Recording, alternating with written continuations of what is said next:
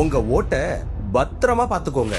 எப்ப வேணா திருட்டு போகலாம். இப்ப யார்கிட்டெல்லாம் ஓட்டர் ஐடி இருக்கோ அவங்க அதை மட்டுமே வச்சு அடுத்த வருஷம் வர தேர்தல்ல ஓட்டு போட முடியாது. 2002, 2004 ஆண்டுகளுக்குள்ள இந்த வாக்காளர் சிறப்பு தீவிர திருத்தம் நடந்துச்சு. 2002, 2004 சிறப்பு தீவிர திருத்தம் மூலமா உருவாக்கப்பட்ட ஓட்டர் லிஸ்ட அடிப்படையா வச்சு இந்த திருத்தம் நடக்குமா. அந்த பழைய வாக்காளர் பட்டியல்ல உங்களோட பேர் இருந்தா கூடுதல் ஆவணங்கள் எதுவும் கொடுக்காமலேயே புது பட்டியல்ல உங்க பேர் வந்துரும்.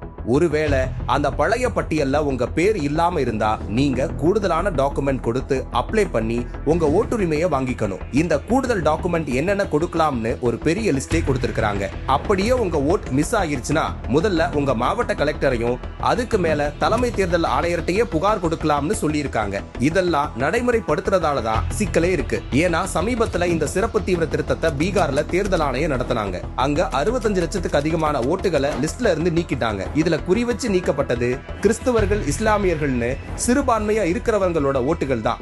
இது சம்பந்தமா உச்சநீதிமன்றத்துல இப்பவும் வழக்கு விசாரணை நடந்துகிட்டு இருக்கு. ஆனாலும் தேர்தல் ஆணையம் தொடர்ச்சியா அடுத்தடுத்து 12 மாநிலங்கள்ல வாக்காளர் சிறப்பு தீவிர திருத்தம் பண்ண போறதா அறிவிச்சு அதுக்கான வேலையை பார்த்துக்கிட்டு இருக்காங்க. தமிழ்நாட்டுல இந்த வேலைகள் ஆரம்பிச்சு இப்ப வேகமா நடந்துகிட்டு இருக்கு.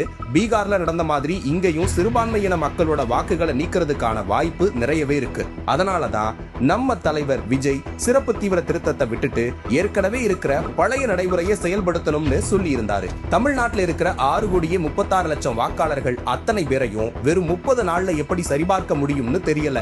இது ஒரு பக்கம் இருக்க, போன வருஷம் நடந்த ஹரியானா சட்டப்பேரவை தேர்தல்ல 25 லட்சம் போலி வாக்காளர்கள் ஓட்டு போட்டிருக்கிறதா காங்கிரஸ் தலைவர் ராகுல் காந்தி ஆதாரங்களை வெளியிட்டிருக்காரு. ஒருவேளை வாக்காளர் சிறப்பு தீவிர திருத்தமே ஒன்றிய அரசான பாஜக ஜெயிக்கிறதுக்கான குறுக்கு வழியா இருக்குமோன்னு சந்தேகம் அதிகமாகிக்கிட்டே இருக்கு. இந்த விஷயத்துக்கு எதிராக தலைவர் விஜய் அழுத்தமா குரல் கொடுத்துட்டு இருக்கிற நிலையில ஆளும் அரசான திமுக கடமைக்கு அனைத்து கட்சி கூட்டத்தை கூட்டிட்டு அமைதியா போயிட்டாங்க. மாவட்டந்தோறும் சிறப்பு தீவிர திருத்தத்துக்கு எதிராக போராட்டம் நடத்துறதா திமுகவும் அதோட கூட்டணி கட்சிகள் சொல்லி இருந்தாலும் இப்ப வர தமிழ்நாடு சட்டமன்றத்துல இது தொடர்பான எதிர்ப்பு தீர்மானம் எதுவும் நிறைவேற்றவே இல்லை. பக்கத்து மாநிலமான கேரளா சட்டமன்றத்துல இதுக்கு எதிராக தீர்மானம் நிறைவேற்றி இருக்கு. ஆனா திமுகவோ இன்னும் இதை தேர்தல் வாக்கு லாபத்துக்காக மட்டுமே பயன்படுத்திக்கிட்டு இருக்கு. இந்த வாக்காளர் சிறப்பு தீவிர திருத்தத்துக்கு எதிராக தமிழ்நாட்டுல முதல் குரலா ஓங்கி ஒழிச்சது நம் தலைவரின் குரல் தான்.